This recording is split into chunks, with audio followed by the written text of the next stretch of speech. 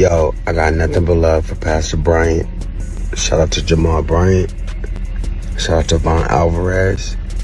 But if y'all play that interview, somebody getting snatched off the pulpit. Don't play the interview. It's not clear. It was out of bounds. Me and Pastor Bryant need to talk because the way I was treated was dirty and illegal. And I don't like it. And I don't want nobody to play that fucking interview. I don't care if you from the church or not. Like be respectful and do people right. Don't call people out their name and don't make people feel like they not safe in a place where they thought they were safe. I'm telling you right now. I'm telling you right now, we need to work it out. Because if we don't, that's going to be a problem.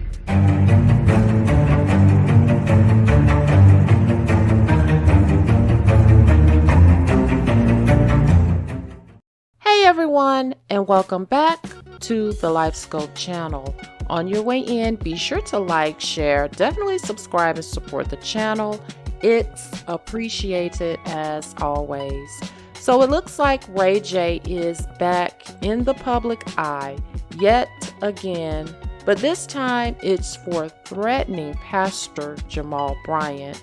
So I'm going to go ahead and play this clip of an interview Jamal Bryant did, and I'll be back. One final question. You got threatened. Yes. Sure. Hey, stop. Yes. I got threatened. Yes. Not by white supremacists. Yes. No. Yes. Not by the Klan. Suge Knight is in jail. Who did I get threatened by? By an R&B singer. Not Brandy's brother. It can't be. That's all we can call him is Brandy's brother. When you woke up, Yes. because I'm sure like most of us, you hit the alarm or you get Yes. up or you miscarriage nudges you, Yes. and you saw your phone. Well, he prayed. Or after you he put the feet. Well, Yes. he always You gotta does pray that. first. But I'm just saying, Yes. when he looked at the phone and you saw all of what went through your head? So I'm walking on the belt line. Okay. True story. I'm walking on the belt line, and people are passing me on the belt line saying, "Are you okay?" So I'm like, "Yeah, I'm okay." Somebody else passed me like, "Man, keep your head up." Wait. So I was like, I'm okay. just walking on the belt Yeah, line. I'm fine. yeah. So I'm just thinking people are just greeting me. Right. I get to the end, and this guy I don't know says, "Man, I guess you won't be going to the West Coast for a while." I said, "I just came from the West Coast." Right. So he said, no, with the beef with you and Ray J. So I said, "No, I don't have no beef with Ray J. I was just with him last week." Right. So he says, "No, he's threatening you online." I have no idea what you were talking about. Right. So a pedestrian on the belt line pulled up their phone and showed it to me. That's how it you is found that out I got about it. Yeah. When you saw what he was saying, I was in shock. Okay. What is it that, I know you happened? said you were Yes. going to stick to the code Yes. and the parts, it was a safe space. He said, I thought this was a safe space. And if you air the interview in its entirety, there's going to be problems. Yes. So a week ago, I'm in L.A., and I bring him on to record the podcast. In the middle of the podcast, he says something that I will leave. He says something Right. that his lawyers came on the set of us shooting, saying that this is broaching something that has legal ramifications. Okay. I then say, in the middle, said, "Hey, man, this is a live to cut podcast. I don't do editing. Right. But this is my guy. Right. And I don't want him to have to pay money. I don't want to be liable. I tell you what, I'm going to edit this part, but anything else he says, Right. we gone. Because he's been warned by his lawyers Right. already. Yes. So he knows better. Yes. Okay. We go on and record. At the end, Ryan, of us recording, he's like, "Man, I really needed this. I'm going to come back to church. I've been out of church for a long time. I need to get right with God. I want to do a part 2. I said, "Oh, that'd be great." Right. So I said, "Listeners, you all heard it here first. Ray J wants to do a part 2. We're going to bring him back next year." He says, "No, I want to do a part 2 before Christmas." Okay. Bet. Yeah. We hug it up, dap it up, Yeah. go our way. Everything's fine. Everything's fine. A week later, I'm like 50 cents with Floyd Mayweather. I woke up. What did I do? Why I'm like, at the basket? what just happened? Right. So, the threats are, and I'm like, man, I told you I'm going to take this part out. Yeah. So I didn't even know where it was coming from. My next call is from my lawyer, who says to me, hey, man, my lawyer friend from L.A. called. Do you need more security? Because he's associated. Yeah. Like, do I need security? I'm not as big as this guy. Not as big as Big Ray. I'm not as big as Big Ray. But I can handle Ray J. I can handle Big Ray. But I can handle Ray J. I don't need security. But it just snowballed and avalanched out of nowhere. And what was really disconcerting for me, drum roll. Thank you. Ray J has my number.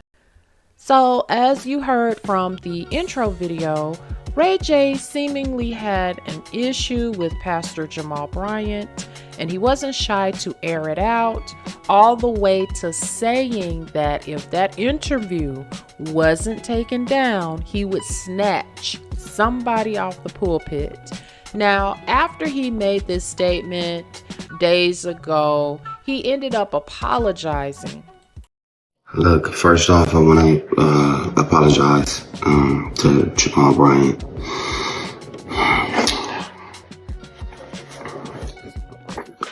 It's not okay. I mean,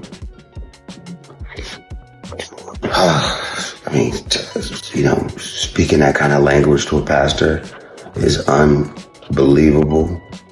It's uncalled for. It's disrespectful. It's distasteful. It's disgraceful in every sense. I don't care what I said it for. No matter what prompted me to say that. And Pastor Bryant knows some of the stuff that I was going through. I mean, I was going through it in the interview. In real time.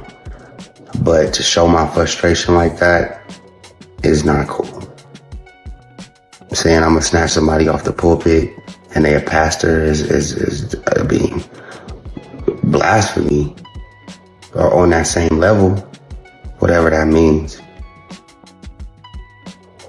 It's not okay. My bad, Pastor Bryant. I apologize, man. I lost it. I'm human. People go through stuff, and I was very angry because I'm scared that some of the stuff I said that I wasn't supposed to say could affect me legally and stuff like that. So I just lost it, and I shouldn't have said words like that. Pray for me. If you would have me at your church next time you are fellowshipping, I would love to come through and pray with you in person. Pray with you with the whole church. I apologize to the whole New Birth. And whenever you are preaching again, or whenever I can come through on a positive tip to just say I'm sorry personally to you and the church and the fellowship, please have me. I would love to do that as well. And again, I'm sorry. I'm sorry to you, my mama, my daddy. I come from the church, and to say those things is foul. And I was foul. And I'm sorry. Okay.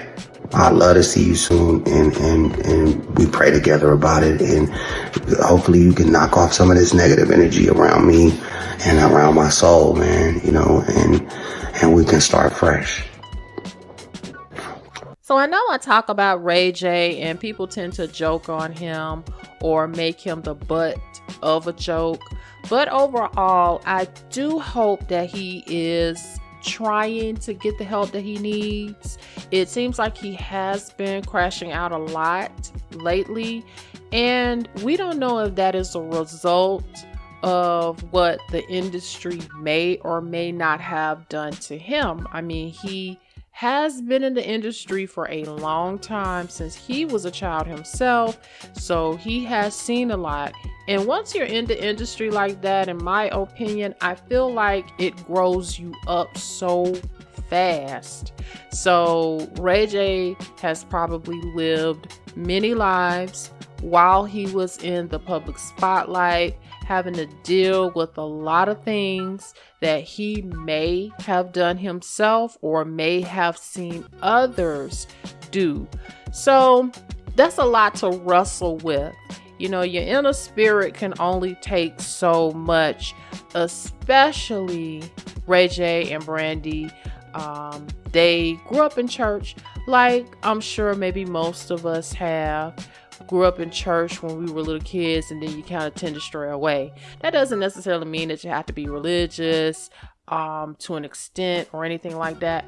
But if you have a certain type of foundation, and the further you stray away from your foundation, it can be toxic.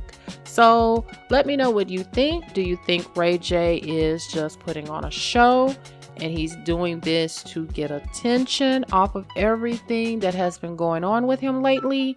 Or is there something really going on with him mentally that he just needs to decompress, maybe get some things off of his chest, and just be at peace with himself? Let me know what you think. Don't forget to like, share, definitely subscribe and support the channel. And until next time, bye.